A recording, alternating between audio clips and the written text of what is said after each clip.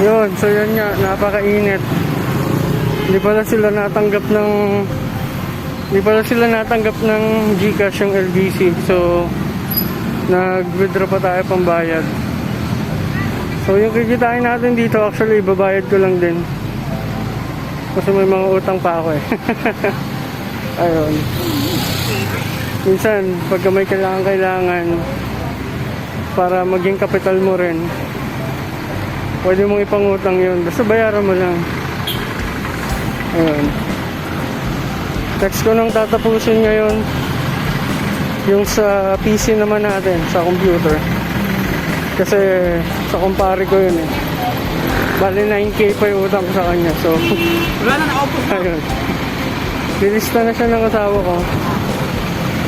Sa nakasunod.